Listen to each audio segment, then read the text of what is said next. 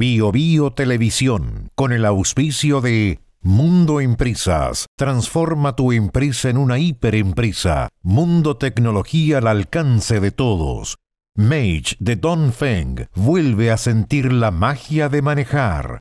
Libérate del estrés con Melipaz, tranquilizante natural de NOP Laboratorios, pinturas y adhesivos Lanco. Llegó la nueva forma de pintar con despacho en 24 horas. Presentan comentarios de Tomás Mochiati.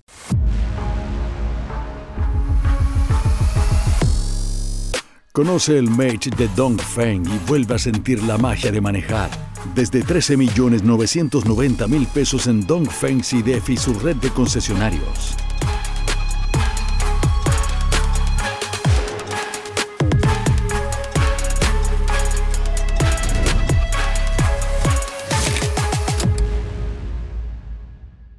Dongfeng. Drive your dreams. ¿Andas acelerado? ¿Te sientes más irritable y alterado? ¿Te cuesta dormir bien? Tranquilízate naturalmente con Melipaz, que calma la ansiedad, relaja y reduce el estrés. Libérate del estrés con Melipaz. Pídelo en todas las farmacias del país.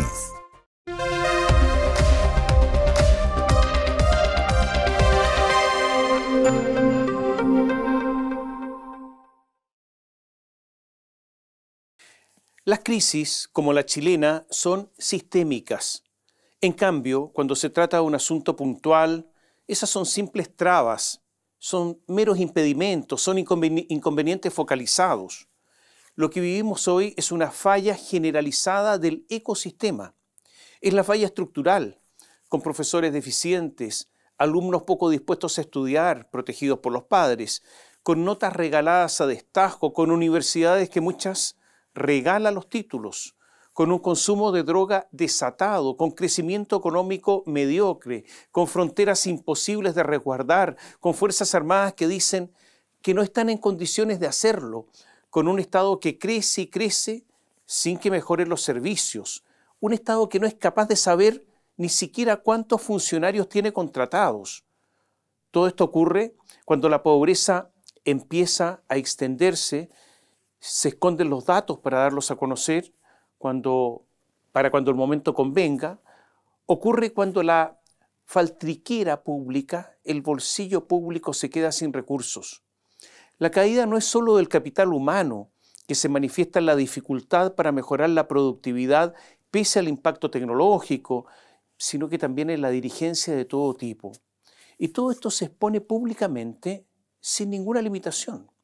Naturalmente que la crisis abarca a todos, también a nosotros, incluyéndome, obviamente. Esto, la caída, la crisis, si es que otra prueba adicional es necesaria, es lo que mostró el primer debate presidencial entre los 8 candidatos. ¿Es acaso culpa de ellos? No, porque no son personas llegadas del ciberespacio, de Marte, sino que pertenecen a nuestra sociedad. Y es imposible en el Chile de hoy exigir más. Ellos también somos nosotros. La caída del país, muy perceptible, muy asible por personas que han permanecido algunos años en el extranjero y vuelven para encontrarse con un Chile distinto, claramente degradado, se manifiestan los intereses de las personas, de los ciudadanos. Porque los intereses de los ciudadanos chilenos son hoy al mismo tiempo básicos y fundamentales. Piden seguridad, o sea, que no los agredan, que no los maten, que no los hieran, que no los secuestren, que no les roben. Piden tener trabajo, piden no seguir empobreciéndose. ¿Qué están pidiendo? Lo mínimo, lo elemental. El sueño de otros tiempos, no tan lejanos, de llegar a ser un país desarrollado. ¿Se acuerda usted que esa era la promesa de ser un país desarrollado? Fue extirpado, fue demolido por los cambios culturales y por una dirigencia política que nada de eso le importó. Es justamente la necesidad ineludible de referirse a esos asuntos elementales, pero que también son prioritarios, que el debate entre los candidatos presidenciales fue tan simple, tan elemental, tan básico, porque reitero, en medio del deterioro no hay espacio para más.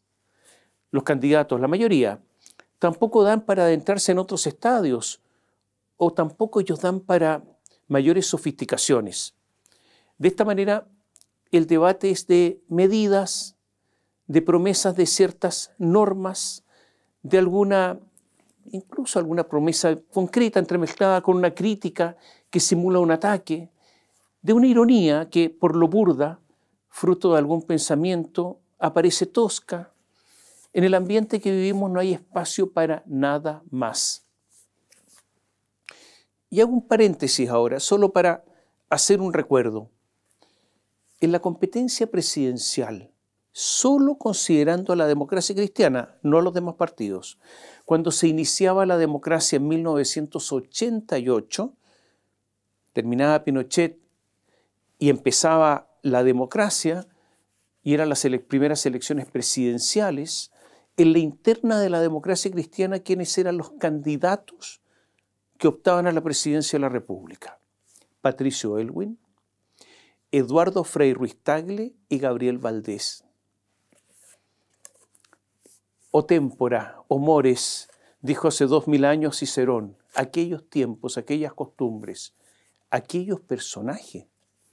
Esta es la razón por la que en estos debates la ausencia de lo que se quiere como país, de lo que se espera de sus habitantes como contribución, de lo que se pretende dejar a las futuras generaciones, de las enseñanzas que nuestro pasado nos ha dejado para proyectarlas hacia el futuro, de la referencia de algún personaje nuestro que nos pueda inspirar para superar la crisis, del llamado al trabajo intenso y honesto, del deseo de ser un país respetado y respetable.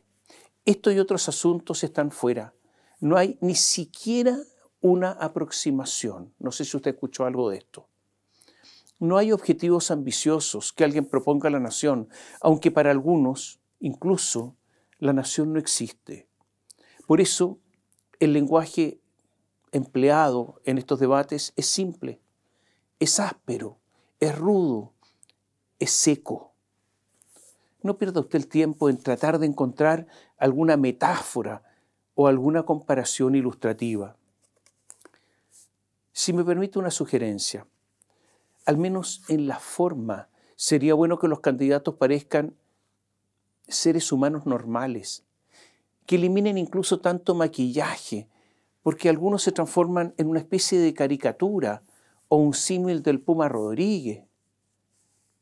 No, ya tenemos bastante con lo antes dicho como para caer incluso en estas caricaturas. Esta crítica, esta última, no es para todos, porque varios aparecieron sin esa pretensión de parecer actores que podrían confundirse con unos de reparto. Es verdad que un debate entre 8 candidatos es muy difícil de hacer. Son demasiados y con temas muy diversos. Y está la ansiedad de los que marcan poco en las encuestas y quieren recuperarse frente a los otros, o los que puntean y que prefieren mantener posiciones en un juego de defensa que puede sumar 0. Pareciera que más allá de la claque de cada uno, el desempeño de José Antonio Kast y Janet Jara fue claramente deficiente, porque fue poco prístino, fue confuso a veces, y sin lograr imponer ideas que marcaran el debate. Porque, ¿qué quedó después de las intervenciones de Kast y Jara? ¿Qué es lo que recuerda usted? Se vieron débiles, se vieron con poca envergadura. Evelyn Matei estuvo mejor. Mejoró el rendimiento que había tenido en los últimos tiempos y fue mejor que Kast. Digo esto porque son los candidatos que tienen más apoyo en las encuestas en la derecha. Matei pareció mejor formateada y pareció más humana. La impresión que dio Matei es que se preparó mejor, que estudió más. Algunos han dicho que Kast estaba enfermo. Eso no me consta, pero es lo que se ha comentado. Janet Jara, su falta de estudio, esa propensión a confiar en una supuesta simpatía que ha dejado al descubierto demasiadas veces ya su fragilidad. Estos son los 3 candidatos que están en la disputa, los que tienen mayor apoyo, los que están dispuestos a pasar a segunda vuelta. Estuvo claro en sus posiciones aunque no es necesario que usted las comparta, yo diría Johannes Kaiser. Las explicó en forma clara y sin rodeos. Es uno de los que lucía normal, sin mayores afeites, como se decía antes. Kaiser, todos lo sabemos, tiene limitaciones, tiene poca historia como diputado, tiene un partido pequeño, reciente, por lo demás tiene poco elenco, tiene poca experiencia. Para algunos la sorpresa fue Harold May Nichols con un llamado a una especie de paz, a la concordia, pero con un país que tiene urgencias. Fue una especie de invocación casi litúrgica que a muchos puede hacer sentido, pero que poco tiene que ver con la gravedad y profundidad de la crisis.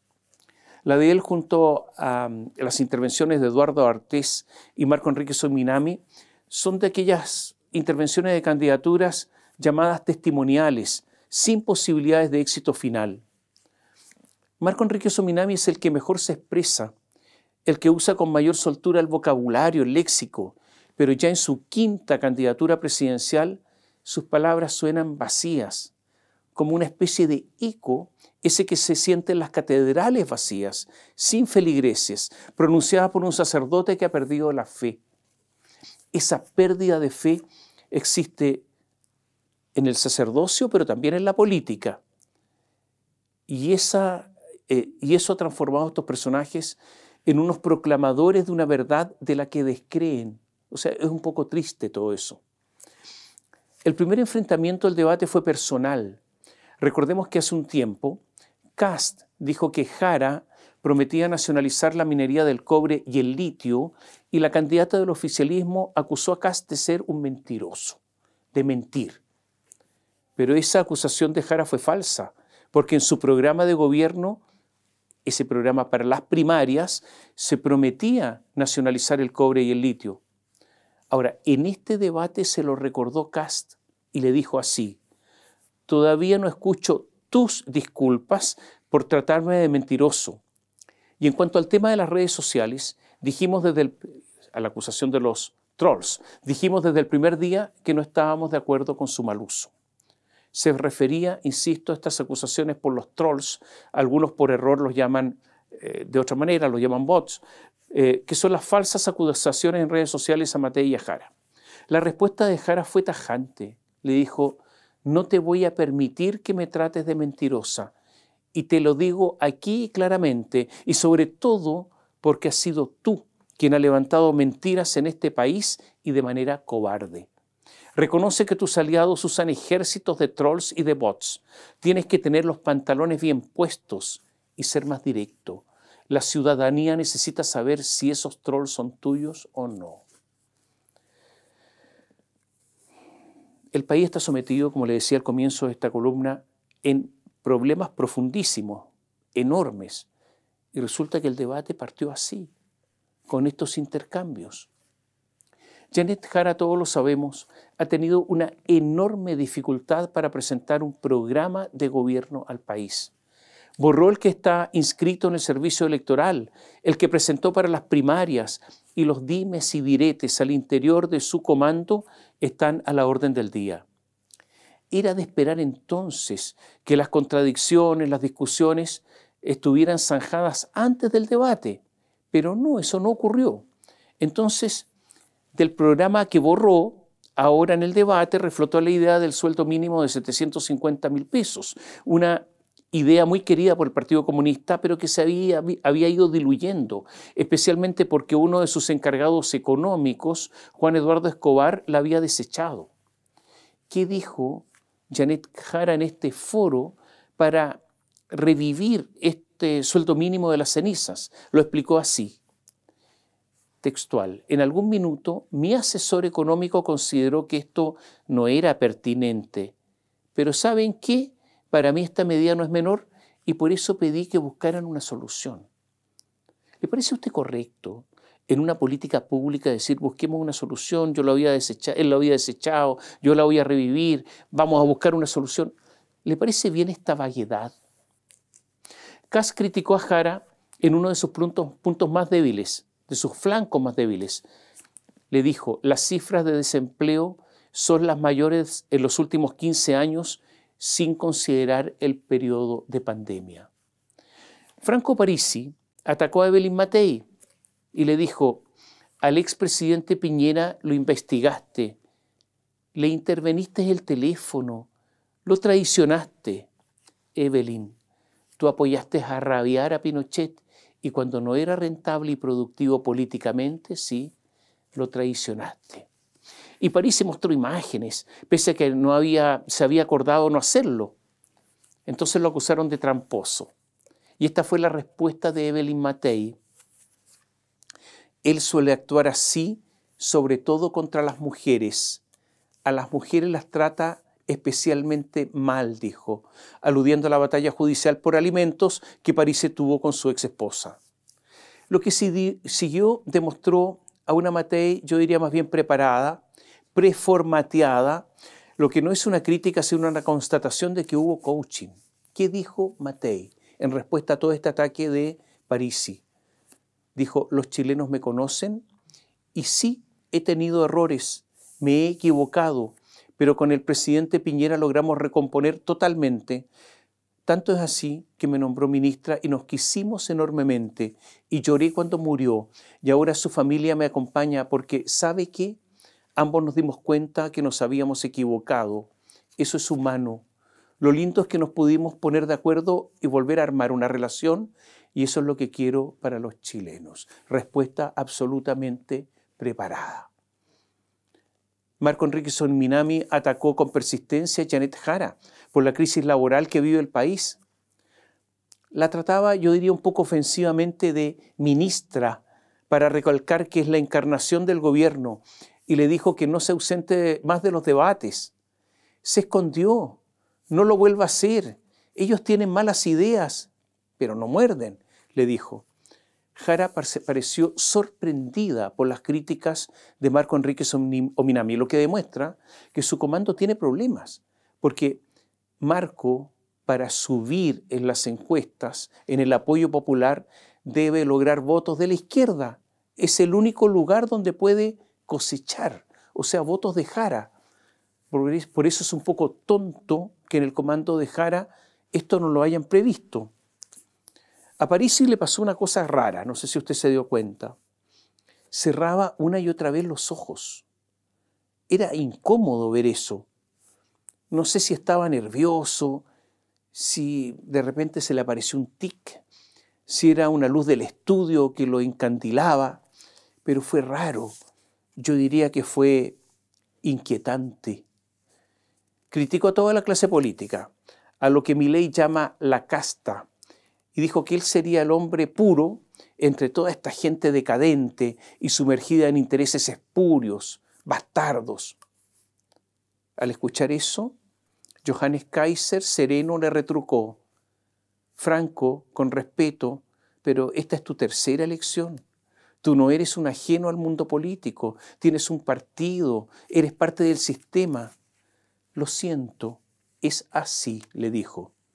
Parisi le preguntó a Johannes por qué seguía recibiendo la dieta parlamentaria si estaba en campaña, y Kaiser le dijo: mira, estoy en eso. Y dijo que le pretendía dejar de recibir la dieta parlamentaria cuando comience la campaña legal. Eduardo Ortiz interpeló a Parisi por vivir en Estados Unidos y le dijo: tú vives en el vientre de la bestia, vives en Estados Unidos. ¿Podría alguien pensar que tú eres agente de la CIA? Parisi se rió y dijo que mejor que arme un partido político y que haga las cosas en serio. Hago un alto con Eduardo Ortiz. Para muchos, Artés parece un hombre de la prehistoria, una especie que se creía extinguida milagrosamente y que fue descubierta de repente, alguien que pertenece a remotos tiempos, al que se le debe tolerar todo, como si no fuera un hombre de estos tiempos. Pero entonces, ¿cuál es el valor de Artés, de este personaje tan particular, extraño, minoritario? Bueno, eso, lo que le acabo de escribir. Porque hubo una época en que Chile estuvo repleto, lleno de Eduardos Artés. Esos Artés en otra época llenaban plazas, lograban tener concentraciones multitudinarias. Hubo una época porque eso fue en un momento Chile, eso fue, que los dichos de Artés le hacían sentido a multitudes. Entonces, ¿qué valor tiene Artés? Para las generaciones más jóvenes, tiene el valor de poder entender, mirándolo a él, cómo fue un pasado en Chile, ni más ni menos que eso. Vuelvo a Jara. Una vez más intentó mostrar que viene de abajo, que lo suyo sí que es mérito, pero lo que ya se ha convertido en costumbre tuvo una enorme dificultad para responder con precisión a los desafíos. Por ejemplo, en salud. Hay una lista de espera de más de 3 millones de personas. Entonces, ¿qué dijo Janet Jara en salud? Textual. Escuche bien. Le puedo decir a las personas que nos están viendo en sus casas que en mi caso van a encontrar una persona con experiencia y que ha sido capaz de sacar adelante reformas difíciles. Lo de la salud no es simple, pero se puede hacer. Con mi palabra de mujer les puedo asegurar que yo cumplo. Lo he demostrado en los hechos. No soy perfecta, pero tengo una experiencia y estas manos trabajadoras para poner a su disposición. ¿Le quedó claro lo que va a hacer en salud? ¿Lo entendió? ¿Lo pudo inteligir? Yo no. No sé qué quiere. Esa fue su respuesta. Todos sabemos que el país tiene un déficit fiscal importante y que la dupla Boric-Marcel, pese a sus promesas, se negaron a hacer el ajuste fiscal este año, gastar menos para no pagar costos políticos. La magnitud del recorte que se debe hacer es enorme. Janet Jara, Eduardo Ortiz, Marco Enríquez Ominami de estas cosas no hablan. Incluso Marco Enríquez Ominami dice que se necesita más Estado, lo que habría que suponer más gasto a menos que él practique la magia. Matei ha propuesto recortar el gasto en 8.000 millones de dólares en 4 años. Yo creo que es casi imposible de lograr. Kast ha propuesto bajar 6.000 millones de dólares del gasto público en solo 1 año y medio. Pero Kast no ha logrado explicar cómo lo va a hacer. Y yo diría que es increíble que no haya previsto esta pregunta para este debate. ¿Y quién se la hizo? Matei. Y ahí quedó expuesta la debilidad de José Antonio Kast. Pregunta, ¿cómo llegaron a definir que harían 6.000 millones de dólares de recorte en un eventual gobierno? Esa fue la pregunta de Matei a Kast.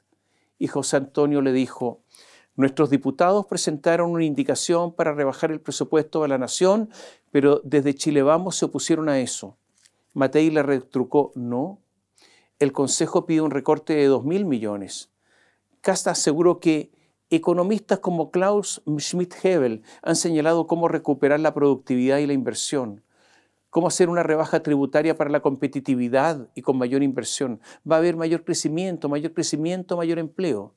Y nuevamente Matei lo interrumpió y le dijo, perdón, mi pregunta fue otra, José Antonio. ¿Vas a cortar beneficios sociales o no? Porque yo no pude hacer más de 2.000 millones de dólares. Y Kast le respondió que bajaría el gasto despidiendo operadores políticos y no se refirió al gasto social. ¿Qué dijo? Nosotros vamos a cortar a los operadores políticos que tú también, y me alegro que Marco dijera que iba a cortar unos 10.000. Bueno, esos son muchos millones de dólares. Además vamos a terminar con las licencias falsas, dijo Kast. O sea, vaguedades. No dijo, y no lo ha dicho durante muchos días, cómo va a cumplir esa promesa de los 6.000 millones de dólares solo en 18 meses. O sea, en esta parte, Kast fue tan vago como estuvo Jara hace un rato, como les contaba. Marco dijo que todos los demás candidatos, están sometidos a partidos corruptos.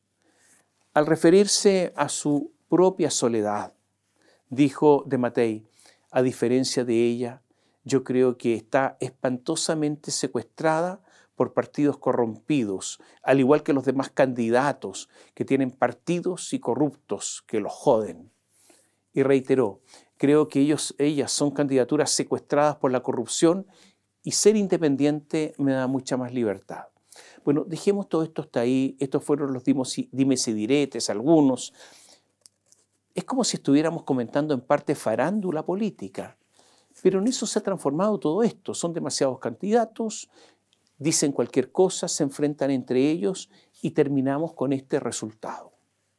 Si tuviéramos que hacer un balance, yo diría, bastante mal Kast y Jara. Mejor que lo esperado y superior a Kast, Evelyn Matei. Kaiser, tranquilo y sólido lo que cree, pero sin poder esconder su falta de experiencia, su falta de partido y de equipos. A muchos sorprendió Harold May Nichols, pero con pocas definiciones, más allá de un mensaje más bien pacifista. Marco Enrique Sonminami, más de lo mismo. Y Artés ya se lo dijimos antes.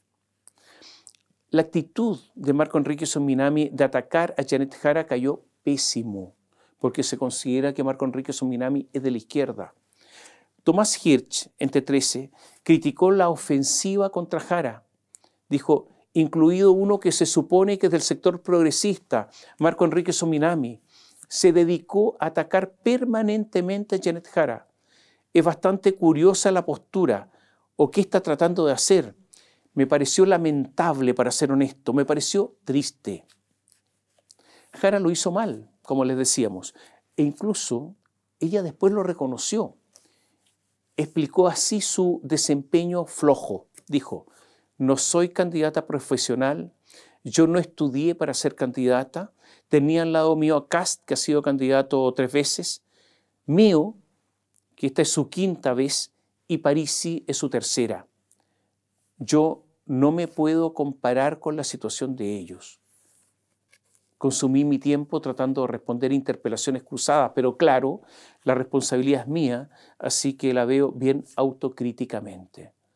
Pero yo diría, si no es capaz de ser candidata, ¿puede ser capaz de ser presidenta? El exdiputado miembro de la Comisión Política del PPD, Marco Antonio Núñez, fue tal su incomodidad con el desempeño de su candidata, que es Janet Jara, que empezó a pedir cortes de cabeza. Dijo así, si Jara cae en las encuestas tras este debate, los responsables de la campaña deben cambiar, irse. Dijo que los 2 principales encargados del comando debían retirarse, Darío Quiroga y Camila Miranda, que es del Frente Amplio. El senador socialista Juan Luis Castro también fue duro. Dijo, qué bueno que Janet Jara tome nota de la necesidad también de hacer eventuales cambios en su equipo. Sigue habiendo un déficit en contenidos y estrategia. ¿Es eso lo que se visibiliza en un debate? Capacidad de respuesta, evitar el enojo, ser ágil en las preguntas y sacar el máximo rendimiento en escenarios friccionados. Todavía hay tiempo, pero hay que apurar el tango, agregó el parlamentario. Si bien hay consenso que a Matei le fue mejor que a Kast, habrá que ver si alcanza todo esto para pasarlo antes de la primera vuelta del 16 de noviembre. Todos los ojos están puestos en la primera vuelta y sin duda vendrá algún remesón en el comando de Jara que perdió claramente una oportunidad. Ella hace rato que está estancada en los sondeos. El gobierno ha estado claramente involucrado en la campaña, rozando, sino traspasando su deber de abstención, o sea, de prescindencia, que es una obligación legal. Ya lo hizo para el plebiscito constitucional del 4 de septiembre de 2022 y lo hace nuevamente ahora. La vocera de gobierno Camila Vallejo, hablando de su superioridad moral auto-otorgada, ha sido una más del comando, tanto que algunos la han invitado a sincerar todo esto y que se traslade de oficina, que se vaya definitivamente al comando de Jara. A propósito de la discusión sobre paz social entre los comandos de Kast y Matei y de la feroz oposición que enfrentó Sebastián Piñera, Gabriel Boric dijo, cuando hay sectores de derecha que plantean que este gobierno no ha tenido estallidos sociales porque nosotros fuimos los causantes, yo les digo que no entienden nada. Es verdad, Boric tiene un punto, que había muchas falencias, muchas, pero también es verdad que ellos, Boric incluido, Camila Vallejo, justificaron saqueos, destrucción, aplaudieron a la primera línea. Janet Jara se paseaba con una camiseta matapacos. Boric votó, junto a Camila Vallejo y los parlamentarios del Partido Comunista, destituir a Piñera, mientras Jaime Quintana, del PPD, proclamaba el golpe de Estado blanco porque anunciaba el parlamentarismo de facto. Por eso Boric, con esa superioridad de decir que los demás no entienden y él sí entiende, raya en la hipocresía al olvidar e intentar que nosotros también lo hagamos de sus propios actos. Giorgio Jackson vive en Barcelona. La política, usted sabe, otorga esos privilegios y no solo esos. Demandó en su momento Jackson a 23 diputados de la UDI pidiendo una indemnización por daño moral, acusando que una carta de esos diputados dañaba su honra y credibilidad. Los diputados en esa carta pedían la renuncia de Jackson por, y esto es textual, haber orquestado un esquema de defraudación a través de fundaciones políticas y por último, por estar directamente involucrado en el sospechoso robo de 23 computadores y una caja fuerte desde su ministerio, justo cuando días antes el fiscal nacional, señor Ángel Valencia, había informado que probablemente sería citado a declarar en el caso. Jackson es representado por el abogado Miguel Schurman, uno de los abogados estrella del Frente Amplismo. El tribunal rechazó la pretensión de Jackson. Giorgio había dicho que su honra había sido afectada, entre otras razones porque lo demostraba, porque dice, bajé en las encuestas, le dijo al tribunal. Y el tribunal le dijo, Giorgio, así no, porque los políticos en las encuestas suben y bajan. Giorgio entonces también dijo en una entrevista que hacía clases en España y el tribunal le dijo, pero si su honra y prestigio, Giorgio, están tan afectados, ¿cómo es eso de que lo contratan para hacer clases en España? Y así fueron desmontando los argumentos de Giorgio Jackson. Y por lo tanto Jackson debió guardarse su demanda y anuncia ahora un recurso ante un tribunal superior. Giorgio es amigo del presidente de la República, a propósito de amigos del presidente. Este es un gobierno de amigos, un gobierno de parejas, de exparejas, de futuras parejas, todos, claro, en puestos, en enroques, en cambios, en traslados, siempre en el Estado. Gentilmente todo esto pagado por todos nosotros. Para la memoria quedarán las palabras del hoy presidente cuando prometió que él haría un gobierno que no sería de amigos. Hizo exactamente lo contrario.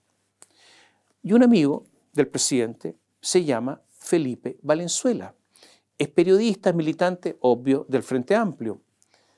Y estaba Felipe Valenzuela protegido en el segundo piso de La Moneda, ahí donde se ve la estrategia del gobierno, cuando el 20 de mayo se fue a ayudar a su amigo de todos, de Boris, de él, Gonzalo Winter, en las primarias que perdió con Janet Jara. Recordemos que sacó solo el 9% de los votos. Después del fracaso de Winter, se pensaba que Felipe se iría a estudiar al extranjero, porque en el Frente Amplismo, si en algo son expertos, es en conseguir becas otorgadas por el Estado, pagadas de nuevo por todos nosotros, y así se van a respirar nuevos aires. El diario La Tercera contó del intenso trabajo de Valenzuela, el amigo, el último mes que estuvo en Palacio antes de irse a acompañar a Gonzalo Winter en su fracasada aventura electoral. ¿Qué hacía ahí en el segundo piso Valenzuela? Escuche bien, esto es lo que hizo el último mes. Ejecutó, esto es textual, ejecutó esencialmente 4 actividades. Participación en 4 reuniones con actores expertos en materia de distinta índole para recopilación de información específica que sea requerida por la presidencia. ¿Captó lo que hizo o no? ¿Se lo repito? En una de esas no puso mucha atención. Estas son las cosas que hacía Valenzuela antes de irse a la campaña de Winter en el segundo piso de La Moneda. Participación en 4 reuniones con actores expertos en materia de distinta índole para recopilación de información específica que sea requerida por presidencia. Esa es una. Segundo, asesoría y análisis de medios, coyuntura y evaluaciones cualitativas con datos públicos en el mes de abril. Tercera actividad. Participación en reuniones diarias de coordinación con otros equipos de la Presidencia de la República para el monitoreo de contingencia y seguimiento de compromisos. Cuarta función. Participación en 4 reuniones de equipos de estudios para coordinación de tareas y control de actividades. La verdad es que el último mes que trabajó en La Moneda parece que fue laboralmente agotador. Bueno, se fue a la campaña y, claro, trabajaba tanto que lo echaron de menos. Él ya está de nuevo en el Palacio de la Moneda y de nuevo haciendo hartas cosas de esas, po. El Estado es generoso y súper bien pagado. Mientras estaba elaborando esta columna, me llega una tarjeta. Una tarjeta simple, casi de esas que se usan para promover una kermes. Es un comunicado que dice lo siguiente en esta tarjeta. La Embajada de Chile en Colombia informa a las distinguidas autoridades colombianas, cuerpo diplomático acreditado, representantes de organismos internacionales, compatriotas y amigos, que la recepción del 215 aniversario de la independencia de Chile ha sido cancelada por motivo de la restricción presupuestaria que nos afecta. Esperando su comprensión, les enviamos un especial saludo. O sea, les dicen, no tenemos plata, nos quedamos sin plata. Pero algo queda, un poco. Por ejemplo, para contratar al amigo del presidente de nuevo en el Palacio de la Moneda, a Felipe Valenzuela. ¿Se da cuenta cómo se está deteriorando la imagen de Chile cuando le comunica a todos en forma oficial que no se puede hacer una pequeña recepción por las fiestas patrias chilenas porque no hay plata? A propósito de plata, Carolina Toá está en problemas.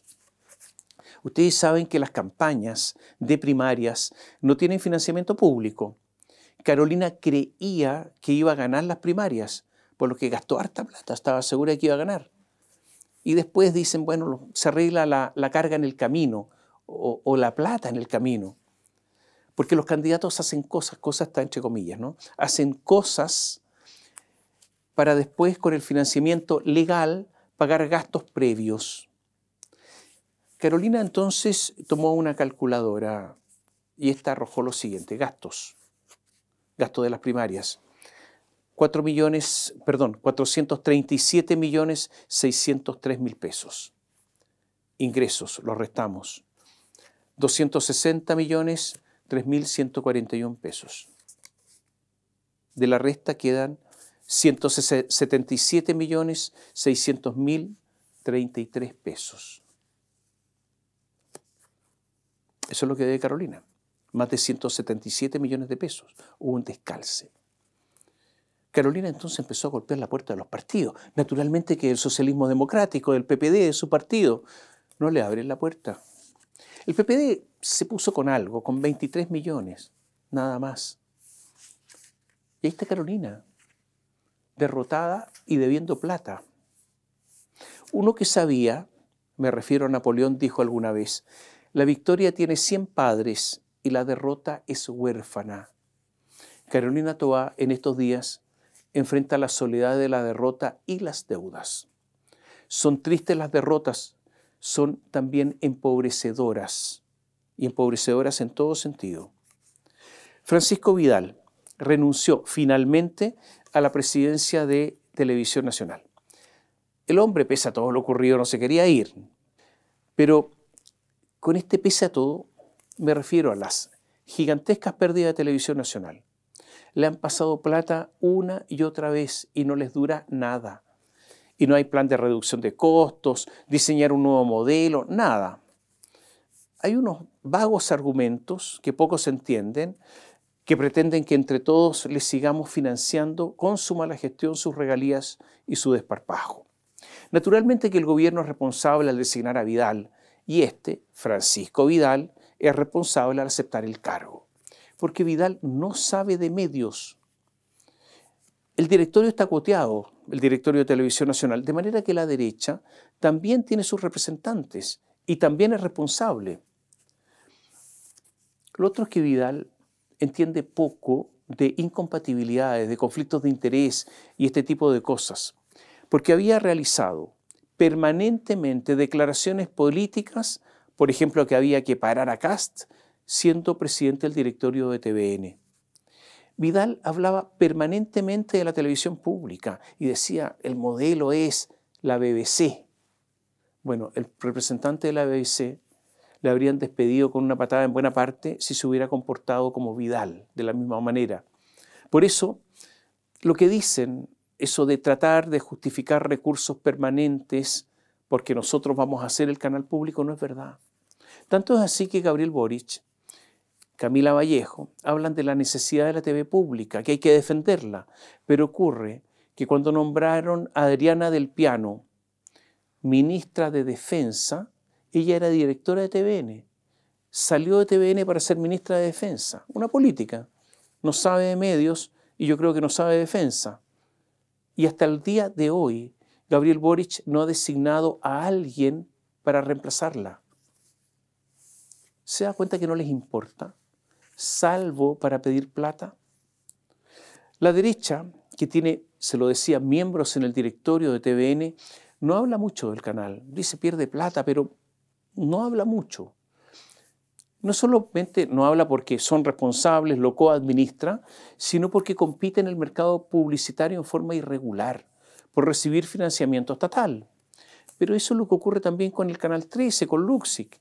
Y ahí la derecha está callada, se pone sorda. Porque hasta hoy nunca la derecha, y esta es una prueba, ha podido romper los lazos con el gran empresariado que los financia, interviene incluso sus comandos. Evelyn Matei sabe de eso y finalmente es la derecha empresarial la que decide muchas cosas. A propósito de funcionarios políticos, hay un caso que es el de Laura Albornoz, crecida al amparo de la política. Laura es polifacética, en ella se reúne una enorme cantidad de conocimientos que le permiten desempeñar tantas funciones. El día Laura lo exprime porque usa cada minuto, ella no pierde tiempo, se lo vamos a explicar. Laura Albornoz es de raíz demócrata cristiana, sus dos padres de C, su marido de C, ella de C y de C desde los 14 años. Fue la democracia cristiana la que le permitió ser directora nacional del CERNAM, participar en el gobierno regional de Atacama, como asesora jurídica, además del Sename. Michelle Bachelet la nombró directora ni más ni menos que de Codelco. Sí, otro nombramiento político en una de las empresas cupríferas más grandes del mundo. Cuando era directora, se iniciaron los llamados proyectos estructurales de Codelco, que han tenido atrasos y sobrecostos impresionantes. Laura, como les decía, es política. Entonces fue candidata a la Convención Constitucional en la lista del apruebo. En la democracia cristiana fue la presidenta del último congreso ideológico, o sea, era muy importante. Al poco andar, ya con una DC empequeñecida, olfateó que ahí no había futuro y renunció a la DC, porque ella quería una DC más izquierdista, ella diría progresista. Por ejemplo, quería una segunda reforma agraria en materia de agua, quería más feminismo. Como las empresas públicas son una especie de botín de los políticos, Gabriel Boric la premió. La nombró miembro del directorio del ENAP. ¿Se da cuenta por qué yo les decía que tiene una impronta renacentista? Eso de saber de todo. Ella sabe de cobre, sabe de petróleo y sus derivados, pasando por la refinación, sabe hartas cosas. Hasta mayo tenía un trabajo. Era asesora de género en el Banco Estado. Ganaba unos 5 millones de pesos, más o menos. Tenía poco tiempo, porque la Facultad de Derecho de la Universidad de Chile tenía 44 horas semanales. Imagínense todas las cosas que hacía. Todo bien pagado. Hace poco la bajó a 22 horas. Entonces, al mismo tiempo era director del NAP, estaba en el Banco Estado y estaba en la Facultad de Derecho a tiempo completo. Ahora está a tiempo parcial. Ahí se me olvidaba, perdón. También es directora de otra empresa pública, Desarrollo País, que hasta el año 2020 se conocía como Fondo de Infraestructura. Y a ese agréguele, porque no se olvide que es política, que es vocera del comando de Janet Jara, hace todas estas cosas. Por eso para Laura Albornoz el tiempo es oro. Ella es el ejemplo de que si se quiere, se puede.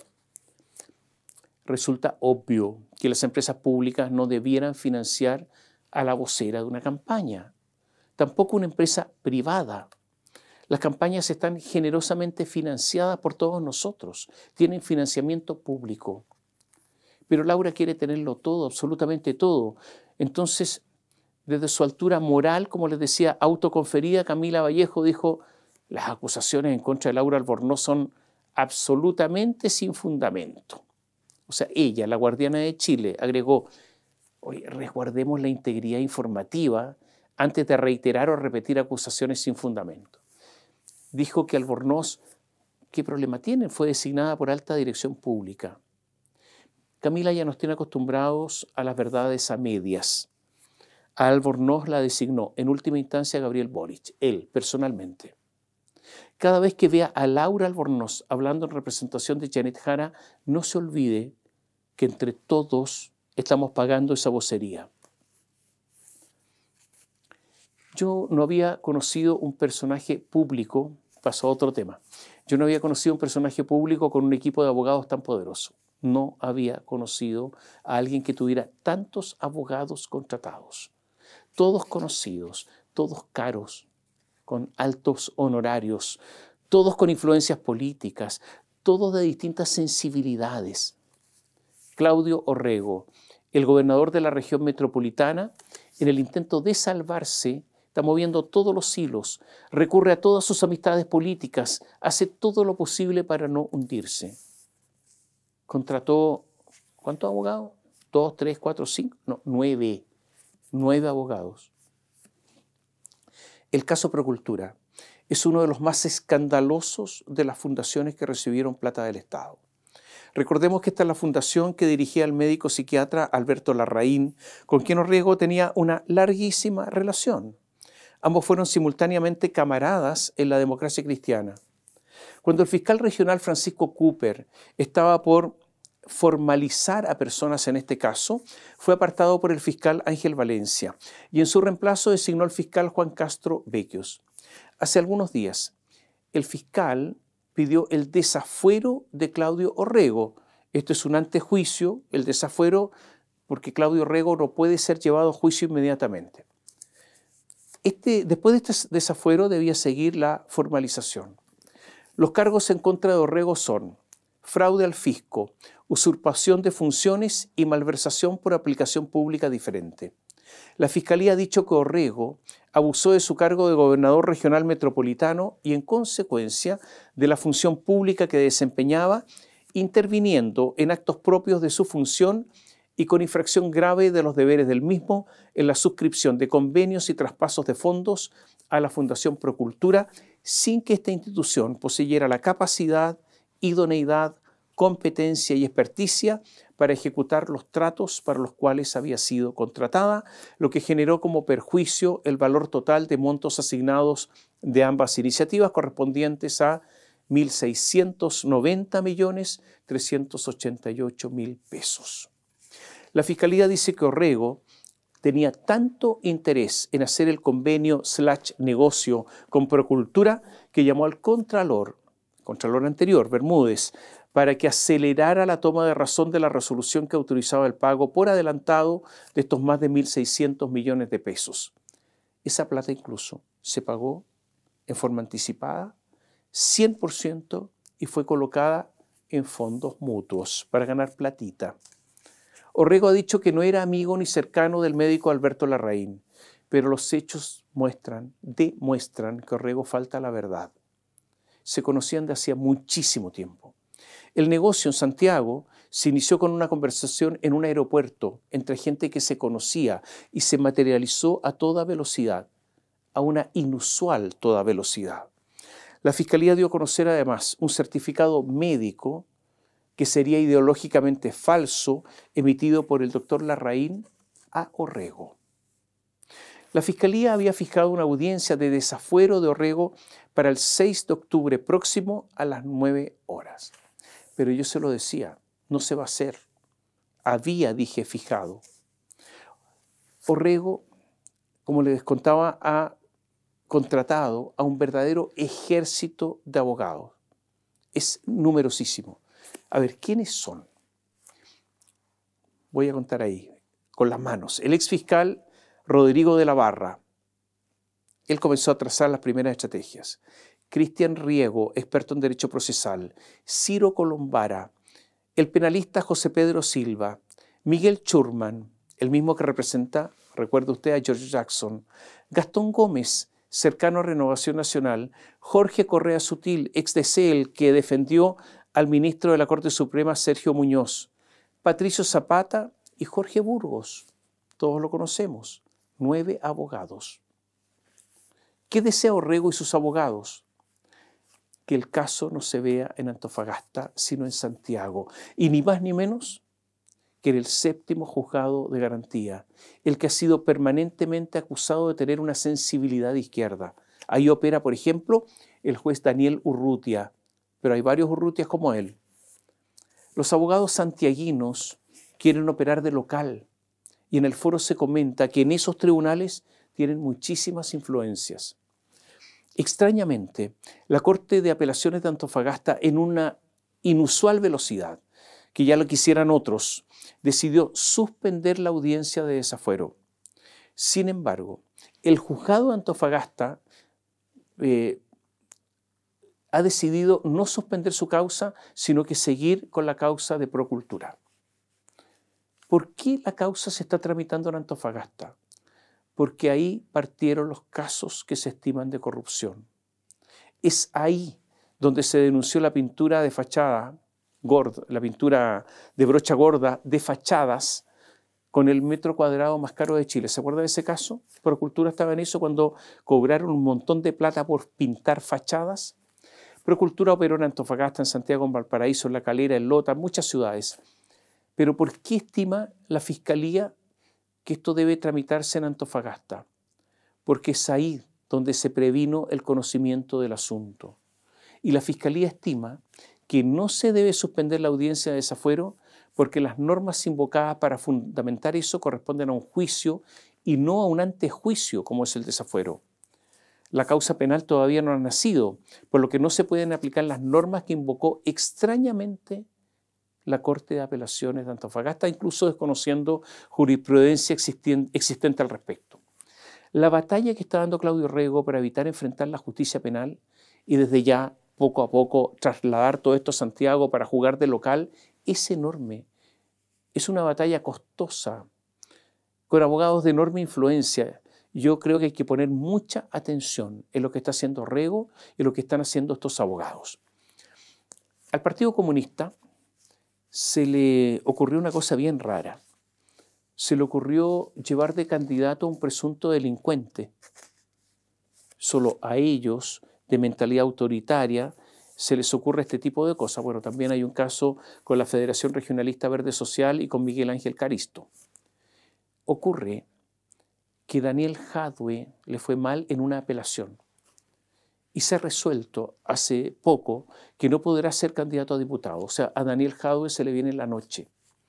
Como lo dijimos en la columna anterior, el Tribunal Electoral había permitido a Jadwe ser candidato, pese a que la Constitución, en el artículo 16, número 2, señala expresamente que no podía hacerlo, ya que la Fiscalía lo había acusado de varios delitos, y además está pidiendo una pena de 18 años de cárcel para él, lo considera un delincuente, y por lo tanto, al ser acusado, no es ciudadano, y al no ser ciudadano no puede ser candidato.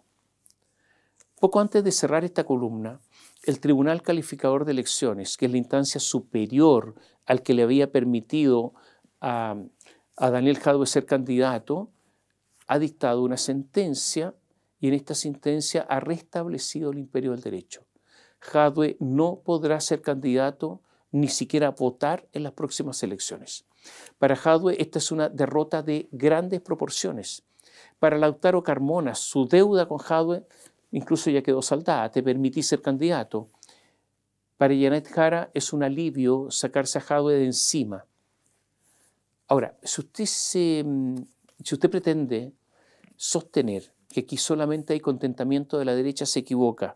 Jadwe tiene muchos enemigos también en la izquierda, que están contentos hoy. ¿Se acuerda usted de Diego Ancalao? Ese personaje que quiso ser presidente y que reunía firmas falsificando la autorización de un notario muerto hace tiempo. Este Ancalao, que es peligroso, también tenía una fundación y también se dedicaba a embolsarse la plata o destinarla a otras cosas. Salió A ver, salió complicada esta gente. Bueno, ocurre que este Ancalao podría ser condenado por el delito de lavado de activos y arriesga una pena de 4 años de presidio menor en su grado máximo e inhabilitación perpetua para derechos políticos. O sea, tiene que olvidarse de eso de querer ser presidente de la República. La fundación de Ancalao se llama Kimun y la contrataron para sanear títulos de dominio, pero no saneó títulos, sino que dedicó la plata a otras cosas. En la región del Biobío se presentó una acusación contra Camila Polizzi en la parte llamada lencería. Para la expareja de Polizzi, Sebastián Polanco, y el representante del organismo técnico de capacitación OTEC Frumisal, Matías Godoy, también se pidieron 8 años de cárcel. Pero atención, para el ex administrador de la gobernación regional, Rodrigo Martínez, la Fiscalía pide una pena de 15 años de presidio mayor en su grado medio por el delito de fraude al fisco. Y para Rodrigo Alarcón, que fue jefe de gabinete del gobernador Rodrigo Díaz, se pide una pena de 10 años y un día de cárcel. La mano en la región del Biobío viene dura. En la economía, la suerte está echada. A ver, tenemos en estos momentos bajo crecimiento, inflación que ha costado controlar, altísimo desempleo, de los más altos de los CDE, y un endeudamiento creciente. Esta es la herencia de este gobierno. En su informe de política monetaria, conocido como IPOM, el Banco Central corrigió al alza la inflación, porque en el IPOM de junio, el IPOM anterior, se había estimado un cierre de año con un IPC de 3,7% y ahora se estima que cerrará diciembre en 4%. También postergó la convergencia de la inflación al 3% del primer semestre de 2025 al primer semestre de 2026 al tercer trimestre de 2026. Y también señaló que no bajaría la tasa de interés a niveles neutrales justamente debido a esta persistente inflación. En cuanto al crecimiento estimado en junio, que era de 2 a 2,75% en ese rango, lo elevó, pero modestamente, a uno entre 2,25 y 2,75%. Para el próximo año se espera un crecimiento incluso inferior al de este año, iría de 1,75 a 2,75%. Pero el Banco Central le ha dado un golpe enorme al gobierno. ¿Qué dijo el Banco Central en este informe de política monetaria? Que el comportamiento del mercado laboral responde a múltiples factores, entre los que se encuentran el impacto de medidas legislativas como el salario mínimo y la ley de 40 horas y la adaptación a procesos de cambio tecnológico que podrían haberse acelerado frente al aumento de los costos laborales. Agregó que el empleo ha tenido un crecimiento acotado y la tasa de desempleo se ubica por sobre los niveles previos a la pandemia. Indicó que los registros administrativos, o sea, el número de cotizantes, muestra que la tasa de creación neta de empleo formal ha sido mayormente negativa o cercana a cero desde 2023 a la fecha. O sea, para el Banco Central, las 40 horas y el aumento del salario mínimo han afectado el empleo y acelerado el cambio tecnológico, o sea, el reemplazo de personas por máquinas. Y la creación de empleo formal es cercana a cero o incluso negativa. Todo esto es un golpe enorme a Mario Marcel y a Janet Jara. La herencia del gobierno, jornada laboral y salario mínimo es lo que se discute, pero ya no es la oposición la que lo discute, sino que es un organismo técnico, un organismo autónomo, donde figuras cercanas al gobierno están representadas. Fue tal el golpe que le dio el Banco Central al gobierno, ya en su epílogo, que en un acto inusual, Gabriel Boric, que de economía sabe muy poco, salió a criticar al ente emisor. Dijo: tengo una discrepancia respecto a la visión que plantearon en el IPOM sobre las consecuencias de políticas sociales que han sido importantes, como el aumento del salario mínimo y su relación con el desempleo. En ex ante, el economista Tomás Rau, profesor titular del Instituto de Economía de la Universidad Católica, calificó las palabras de Boric de negacionismo económico. Insisto, todo esto es un enorme golpe para el gobierno. El gobierno tiene poco que mostrar y lo poco que puede mostrar está siendo cuestionado. En la campaña presidencial se ha tomado la discusión el aumento de la deuda y la necesidad de bajar el gasto, que es otra herencia, o también el aumento desenfrenado de funcionarios públicos. Los epílogos pueden ser gloriosos o penosos, pueden ser altivos o decaídos, pueden ser con resultado que mostrar o con la nada, eso que se llama la ausencia, pueden ser florecientes o marchitos. Después de la fallida participación de Janet Jara en el foro presidencial, ahora deberá cargar con la mochila de dar explicaciones, defender cuando lo que pretendía era alejarse del gobierno. ¿Pasará a segunda vuelta? Parece, pero seguramente lo hará tan desestabilizada que esa segunda vuelta puede ser un mero trámite. A menos que José Antonio Kast siga equivocándose, como lo viene haciendo últimamente. Aún así, puede ser que Janet Jara no logre ser competitiva. Y si es que pasa Matei a segunda vuelta, incluso puede ser menos competitiva. Alia jacta est, dijo Julio César cuando pasó el río Rubicón. ¿Habremos nosotros, en la política, habremos ya pasado nuestro propio Rubicón?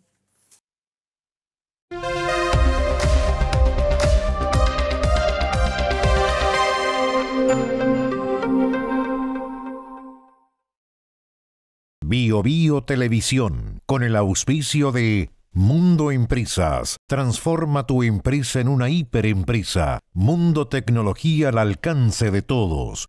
Mage de Dongfeng vuelve a sentir la magia de manejar. Libérate del estrés con Melipaz, tranquilizante natural de NOP Laboratorios, pinturas y adhesivos blanco. Llegó la nueva forma de pintar con despacho en 24 horas. Presentaron comentarios de Tomás Mogiati.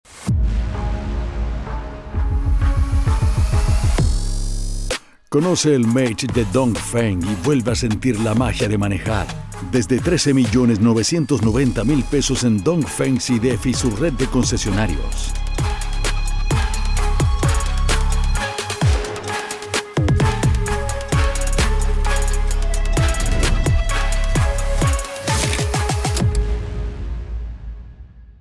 Dongfeng.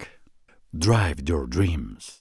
¿Andas acelerado? ¿Te sientes más irritable y alterado? ¿Te cuesta dormir bien? Tranquilízate naturalmente con Melipaz, que calma la ansiedad, relaja y reduce el estrés. Libérate del estrés con Melipaz. Pídelo en todas las farmacias del país.